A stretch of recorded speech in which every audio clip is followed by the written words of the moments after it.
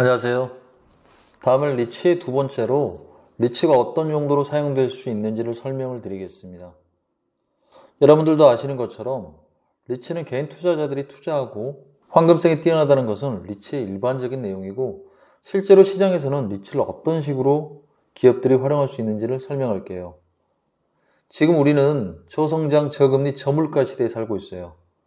2000년대 이전 우리나라는 고성장, 고금리, 고물가, 즉 개발도상국이었을 때는 화폐 가치가 하락합니다. 그러니까 금리가 높고 성장도 많고 물가도 높으니까 화폐 가치는 당연히 하락하게 되죠. 이 화폐 가치가 하락한다는 게 뭐냐 하면, 오늘 내가 100원을 가지고 살 수 있는 물건이 내년에는 100원 가지고 못 산다는 겁니다. 그래서 화폐 가치가 하락하고 반대로 자산 가격은 상승합니다. 그런데 지금과 같은 저성장, 저금리, 저물가에는 반대로 화폐 가치가 상승합니다. 또는 유지하죠. 오늘 100원은 물가가 안 오르니까 내일도 100원에 살 수 있는 물건이 많이 있습니다. 그러다 보니까 자산 가격이 점점 하락해요. 왜냐하면 자산이라는 것은 기본적으로 사용 연한이라는 게 있고, 토지가 아닌 건물 같은 경우에는 감가상각이라는 게 있거든요. 그래서 자산 가격은 계속 하락하게 됩니다. 화폐 가치를 보면 1960년부터 2011년까지 대한민국 통화량은 왼쪽이고 대한민국 물가는 오른쪽입니다. 거의 비슷하죠? 통화량이 많아지면 화폐가 많아졌으니까 100원 가지고 살 수 있는 것이 너무 많이 있으니까 물가가 오를 수밖에 없는 거죠. 그래서 그래프가 거의 같습니다. 단적인 예를 들면 1970년도에는 짜장면이 500원이에요. 그 원자재인 밀가루나 춘장이 달라진 게 하나도 없거든요. 그런데 지금은 4,500원이에요. 9배가 올랐어요. 즉 예전에는 500원으로 살 수 있는데 지금은 화폐 가치가 하락해서 500원짜리 9개를 줘야지 짜장면을 먹을 수 있다는 거죠. 대표적인 예가 금값입니다. 1970년대에는 1000불을 주면 금을 28온스를 줬어요. 2012년도에는 1000불을 주면 0.58온스를 줍니다. 결국 1000불의 가치가 금을 기준으로 했을 때 그만큼 하락했다는 얘기죠. 자, 그래서 저성장, 저금리, 저물가 시대에는 자산을 가지고 있는 것보다 그것을 현금화해서 사업이 이익이 되는 방향으로 사용하는 것이 유리합니다. 그래서 자산을 유동화한다라는 것을 자산을 현금화한다라고 하는 거죠.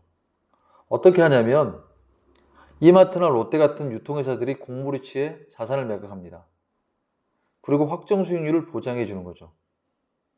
공모리치에다가 내가 너에게 임대료를 확정 수익률로 연 6%를 줄게. 그러면 공모리치는 투자자들로부터 투자를 받고 확정 수익률을 배당해 줍니다. 그럼 유통회사는 자산 매각한 돈을 영업이익을 극대화하는 데 쓸 수 있습니다. 예를 들면 이마트가 초저가 전략을 쓴다든지, 이런 것들은 현금을 가지고 10개를 살 거를 100개를 사거나 결제를 3개월 어음으로 하던 것을 현금으로 주거나, 이러면 당연히 현금으로 주다 보니 매출 원가가 낮아질 수밖에 없습니다. 그러니까 와인이 4,500원짜리 이런 것까지 나타나는 거죠. 그렇게 해서 많이 팔아서 영업이익을 극대화하겠다. 지금은 더 이상 자산 가격이 올라가지 않으니 자산을 현금화해서 영업이익을 내는 데 사용하겠다. 이런 게 바로 자산 유동화의 하나의 방식입니다. 프랜차이즈 자산 유동화는 병원이나 애견 카페, 음식점이나 다양한 프랜차이즈를 운영하는 기업분들이 있습니다. 이 프랜차이즈 기업분들은 지금까지는 자기가 건물을 사서 거기에 자기가 입주를 해서 병원을 하거나 음식점을 하거나 이렇게 진행을 했었습니다. 왜냐하면 자산 가치가 점점 높아지니까 영업이 안 돼도 2, 3년 후에 자산 가치로 영업이 안 되는 걸 커버하고도 남는다. 이런 거였죠.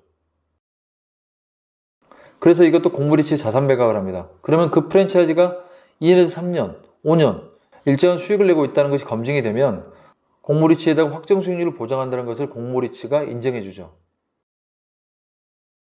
예를 들면 병원 같은 경우 내가 프랜차이즈를 운영한 지 3년이 됐고 매년 프랜차이즈 운영해서 확정 임대료로 연 8%를 줄 수 있다.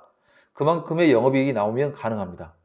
그래서 공모리치에다가 팔면 공모리치는 역시 투자자를 모집하고 공모리치가 확정 수익률을 배당하게 되죠. 그럼 프랜차이즈는 바로 그런 자산을 매각한 것에 현금을 투입해서 프랜차이즈를 확대합니다. 프랜차이즈를 확대한다는 건 뭐냐면 병원을 예를 들면 점점 자기 브랜드를 달고 있는 프랜차이즈 병원의 수가 많아진다는 거죠. 그리고 의사들도 고급 인력을 채용할 수가 있게 되고 그렇게 되면 브랜드가 강화되는 겁니다. 결국은 현금을 만들어서 점유율이 상승하고 고급 인력을 채용하고 브랜드가 강화돼서 프랜차이즈 체제를 강화시킬 수 있다는 기본적인 이유가 지금 자기가 가지고 있는 자산을 현금화시켜서 유동화시키는 전략인 거죠. 전년도에 코람코에서 주유소 자산 유동화가 나왔죠. 이것도 마찬가지입니다.